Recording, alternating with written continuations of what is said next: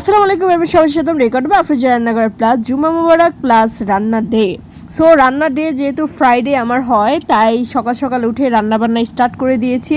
দেখতে পাচ্ছেন কত বাজার করেছি, এগুলো সব রান্না করব। বাজার করে উঠতে আমার খুব বেশি কষ্ট হয়। তো যাই হোক, এগুলো ক্যারি করে আনতে অনেক ভারী হয়ে যায়, কারণ এক সপ্তাহের বাজার, বুঝতে পারতেছেন। সো এখানে আমি মূলো ভাজি করে নিচ্ছি, যেহেতু শীতকাল চলে আসছে, এগুলো বেশি বেশি খেতে হয়। আর এটা আমার ডায়েট এগ অমলেট, এটা এত বেশি আমি আসলে এক্সপ্লেন করতে পারবো না। যাই হোক, ওনাদের নাস্তা দিয়ে দেন আমি আবার আমার কর্মস্থলে ফিরে আসলাম। চিংড়ি বোনা করে ফেললাম। এখানে আমি পেঁপে রান্না করব মুসির ডাল দিয়ে, কারণ এটা আমি খাবো ডিমের সাথে। সো এখানে আমি বরবটি রান্না করতেছি নারিকেল দিয়ে, ডিম দিয়ে, মাছ দিয়ে। এটা আমার খুব বেশি পছন্দ।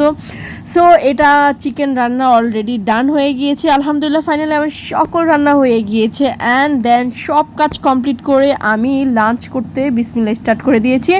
সো এখানে শাক নিয়ে নিয়েছি, চিংড়ি নিয়েছি, ডিম বুনা নিয়ে নিয়েছি, মূলা ভাজি নিয়ে নিয়েছি। এগুলো দিয়ে ফার্স্টে আমি খেয়ে ফেলবো।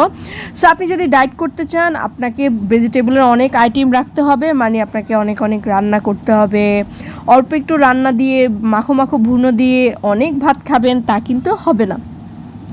তো যাই হোক, আমি এখানে সব খেয়াল রাখতে হবে, প্রোটিন থাকতে হবে, কার্বোহাইড্রেট থাকতে হবে, সব কিছুর একটা কাজ আছে, সব কিছু লিমিট, তবে আপনি অনেক ভেজিটেবল খেতে পারবেন। দেন আমি এখানে চিকেন নিয়ে নিয়েছি। চিকেনের কলিজা খেতে আমার জাস্ট ওয়াও লাগে, আমি খুবই পছন্দ করি এটা।